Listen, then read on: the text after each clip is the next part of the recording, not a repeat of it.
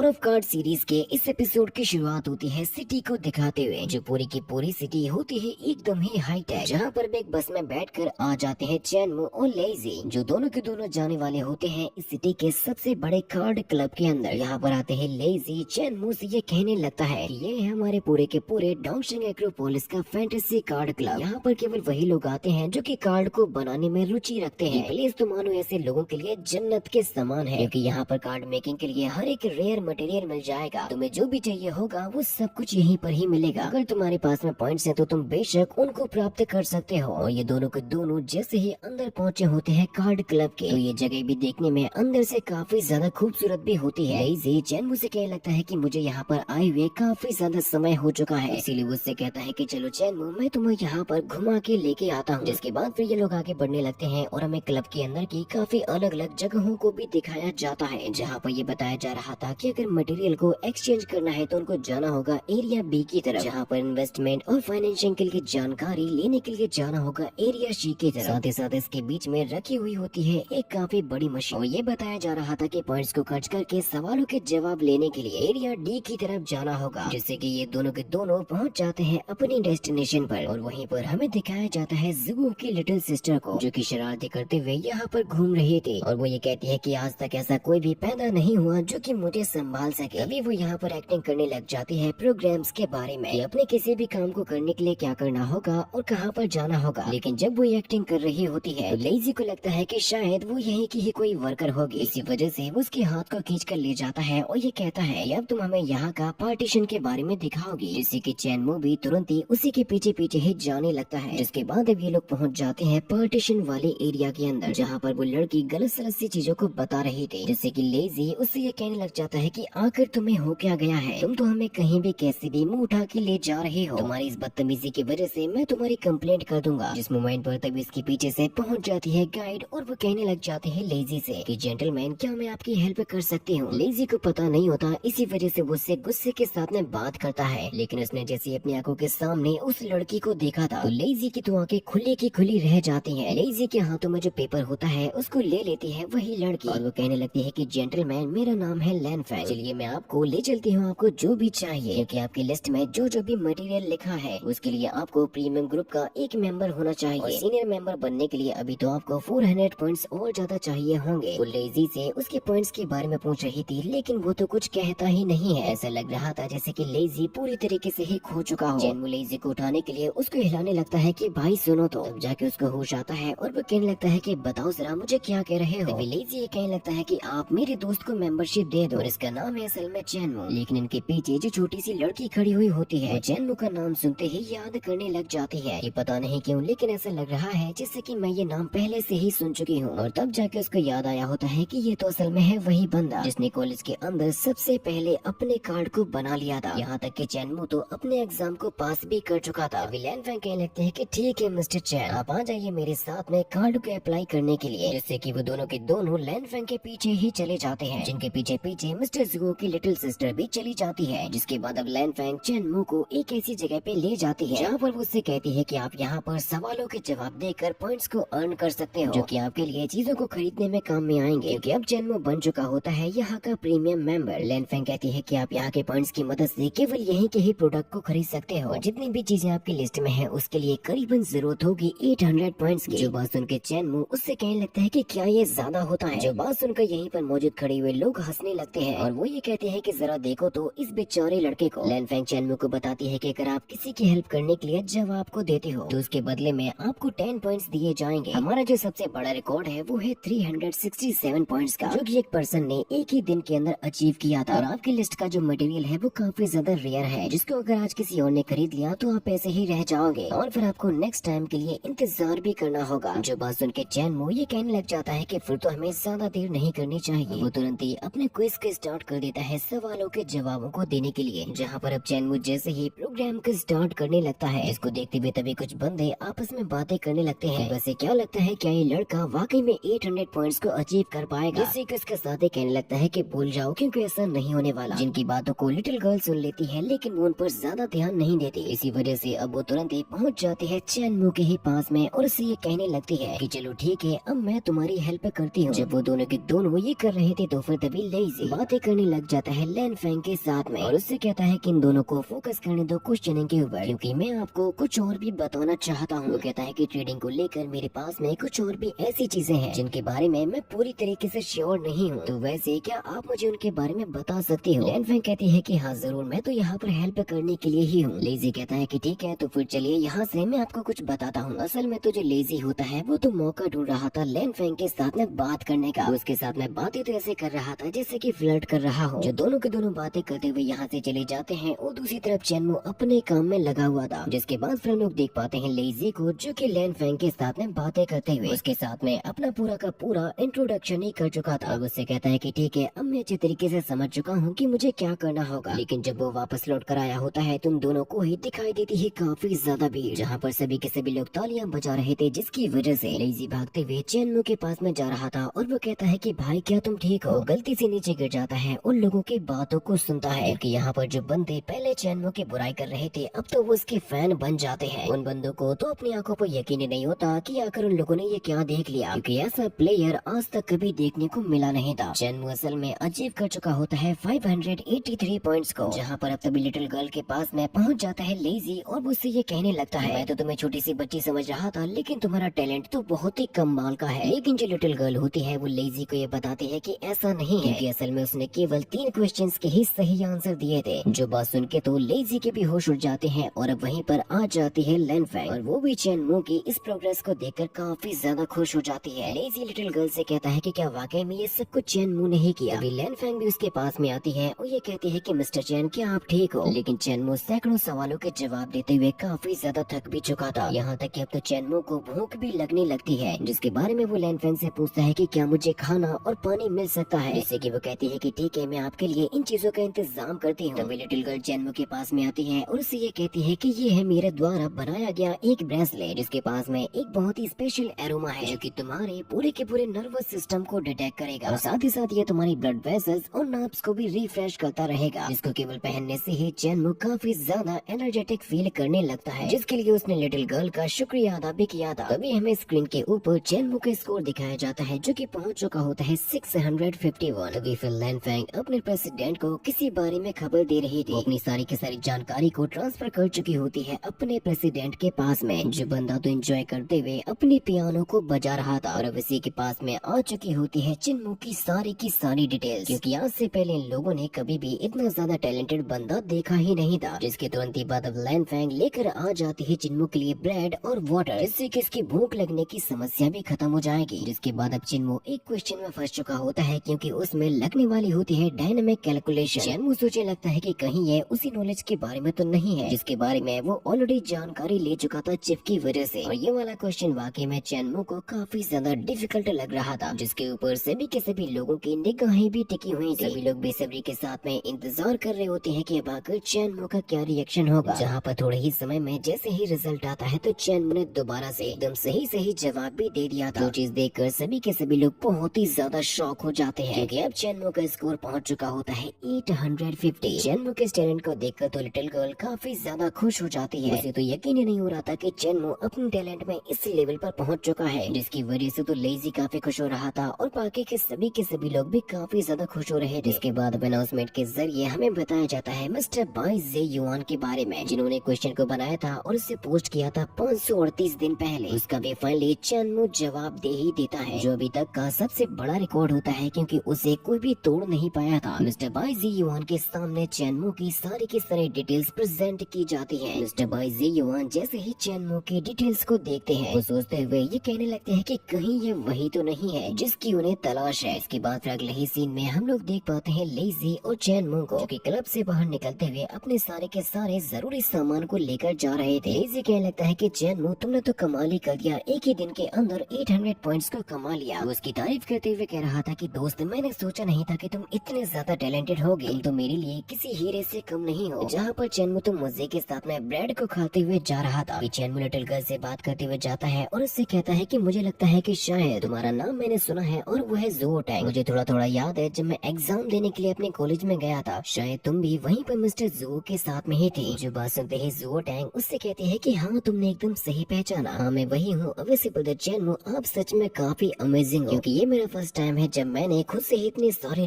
Records को तोड़ा हो। जो बात सुनते ही चैनमो उससे कहता है कि ये सब कुछ हुआ है कार्ड्स की वजह से, लेकिन ये बात उसने गलती से बताई थी, इसी वजह से वो बात को बदलते हुए कहता है कि ये सब कुछ होता है काफी लंबी प्रिपरेशन की वजह से, और वैसे भी मैंने केवल उन्हीं क्वेश्चंस को चूज किया था जिनके जवाब मुझे पहले से ही मालूम थे। जब वो आगे जा ही रहा था तो फिर तभी इसके पीछे से वहाँ पर आ जाती है लैनफैंग, जो कि उसके लिए लेकर आई होती है ब्लैक लाइन एल्गी और क्लाइडी गम को। ये असल में चैनमो को रिवॉर्ड के तौर पर दिए जाते हैं क्योंकि उसने एक ही दिन के अंदर 800 से भी ज्यादा पॉइंट्स को कमा लिया था, और ये चीजें भी काफी ज्यादा रेयर होती हैं, जिसकी वजह से इन चीजों को रख के दिया जाता है एक क्रायोजेनिक बॉक्स के अंदर, ताकि वो चीजें ना तो खराब हो सके और ना ही उनको कोई डैमेज पहुंचे। तो चैनमो भी उन चीजों को बड़े ही आराम से एक्सेप्ट कर लेता है, जिसके तुरंत ही बाद अब वो यहाँ से जाने लगता है उसी बस के ही अंदर बैठकर। लेकिन जब चैनमो यहाँ से जा रहा था तो उसके ऊपर नजर होती है मिस्टर बाई की, जिसे चैनमो के बारे में काफी अच्छे तरीके से पता लग चुका था। इसीलिए वो कहने लगता है कि काफी लंबे अरसे के बाद फाइनली मैंने तुम्हें ढूंढ ही लिया, और तुम तो यहाँ पर छुपे बैठे थे चैनमो। इसके आगे की स्टोरी होगी नेक्स्ट पार्ट के अंदर।